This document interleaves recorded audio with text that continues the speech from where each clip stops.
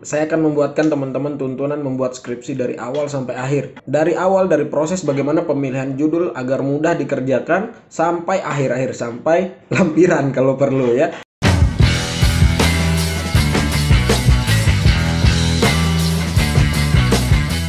Nah, tapi sebelum masuk itu, teman-teman harus pahami dulu istilah etika penelitian. Nanti kalian akan berhubungan dengan namanya Turnitin, ya. Nah, Turnitin itu adalah sistem pelacak plagiasi, plagiarisme di dalam satu penelitian. Ada tipe-tipe atau komponen-komponen plagiarisme di dalam Turnitin itu yang harus kita pahami, yang harus kita patuhi sebagai seorang peneliti. Ini dia. Ini adalah komponen-komponen plagiarisme ya. Ini tipe-tipe plagiarisme dalam penelitian.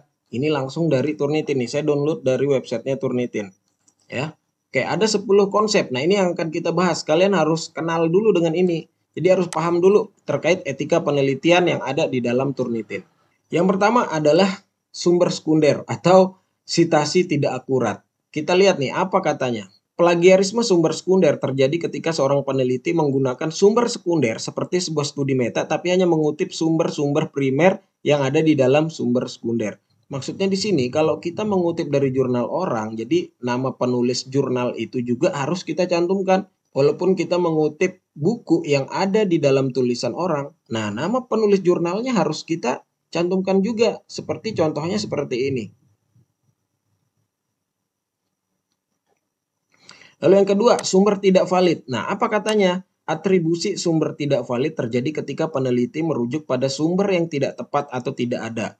Walaupun hal ini mungkin dianggap sebagai penelitian ceroboh ketimbang kesengajaan, tapi juga dianggap sebagai upaya memperbanyak daftar referensi dan menutupi penelitian yang tidak ada. Artinya di sini sumber-sumber yang kita kutip harus ada namanya di masing-masing kalimat, begitu juga ada di daftar pustaka.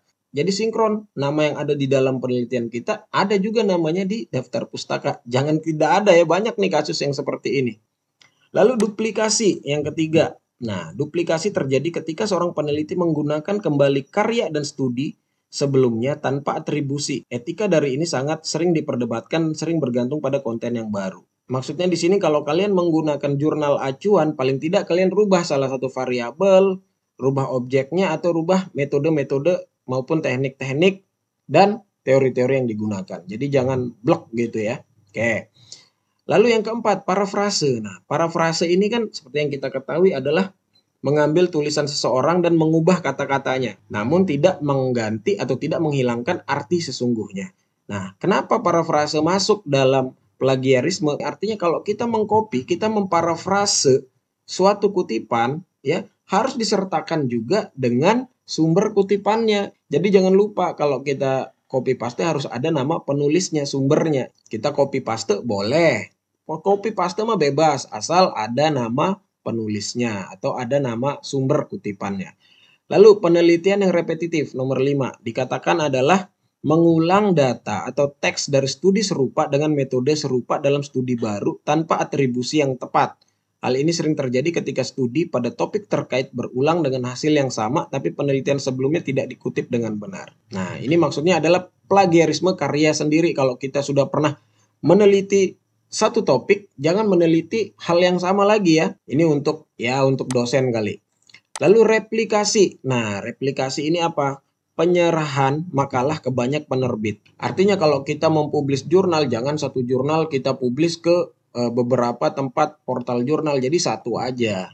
Lalu atribusi keliru adalah tidak akuratnya atau tidak kelengkapnya daftar penulis yang berkontribusi di manuskrip. Nah, maksudnya di sini adalah kalau penulis dari jurnal itu ada 2, 3, 4 orang, harus disertakan namanya semuanya. Walaupun teknik penulisan diisi penelitiannya mungkin pakai DKK atau et al, tapi paling tidak di daftar pustaka harus lengkap semua namanya. Jangan dikurang-kurangi. Lalu kolaborasi tidak etis. Nah, ini sama seperti ini. Kalau ada penelitian kolaborasi harus semua nama penulisnya harus dicantumkan. Plagiarisme kata demi kata. Plagiarisme kata demi kata adalah menyalin kata-kata dan karya tulis orang lain tanpa memberikan atribusi yang tepat, spasi atau tanda petik. Plagiarisme tipe ini dapat terjadi dalam dua bentuk. Pertama, orang yang melakukan plagiarisme mungkin mengutip sumber yang mereka pinjam, tapi tidak memberi tanda bahwa itu adalah kutipan langsung.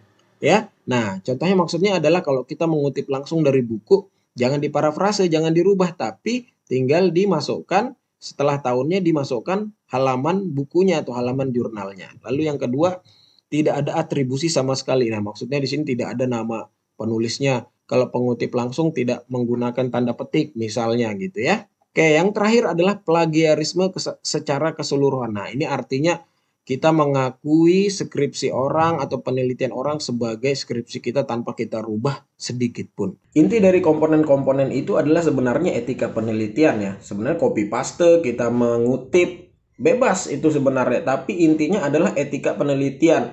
Bagaimana kita menghargai, kita mengapresiasi karya tulis orang lain sebelum kita. Kalau kita mengcopy paste ya nama penulis atau nama yang kita kutip harus kita cantumkan. Baik di dalam penelitian kita maupun harus sesuai juga, harus sinkron juga dengan di daftar pustaka. Begitu juga atribusi-atribusi lainnya, bagaimana kita memparafrase, aturannya seperti apa, kalau kita mengcopy atau mengutip langsung itu aturannya seperti apa, itu yang penting.